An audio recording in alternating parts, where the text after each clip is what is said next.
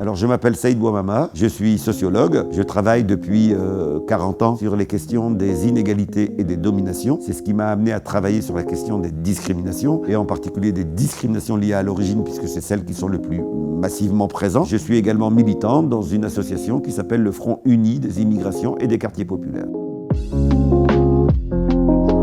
Le colloque auquel j'ai eu la chance de participer, c'est vraiment quelque chose d'important. Il faut qu'on multiplie ce type d'initiative par rapport au thème qui est le nôtre. Il faut avoir en tête que pendant des décennies, l'existence même des discriminations a été confrontée à un déni scientifique, à un déni politique. Autrement dit, le discours général était de dire que ça ne pouvait pas exister dans les sociétés démocratiques. Il a fallu la lutte de militants, puis le travail de chercheurs pour que enfin ce déni commence à être ébréché et qu'enfin on reconnaisse que ces discriminations existent. Mais la question des effets est encore largement sous-estimée. À chaque fois que l'on réunira à la fois des chercheurs et des premiers concernés, c'est-à-dire des gens qui ont subi les discriminations, nous contribuons à casser cette chape de plomb du déni qui était un des éléments des dégâts que font les discriminations. Il y a maintenant près d'une trentaine d'années, lors d'une recherche que je faisais, une jeune fille que j'interviewais me disait « À la négation que constituent les discriminations s'ajoute une autre souffrance qui est la négation de la négation ». Autrement dit, lorsque je viens parler de ce que j'ai subi comme inégalité, j'ai en face de moi des professionnels, des militants, des politiques qui me disent « Il ne faut pas exagérer, ça n'existe pas comme cela. Est-ce que tu es sûr que c'est une discrimination? As-tu la preuve que c'est une discrimination ?» Et donc ces colloques, ces rassemblements dans lesquels chercheurs et militants tentent de comprendre cette rupture d'égalité systémique qu'il y a dans nos sociétés, c'est un élément essentiel.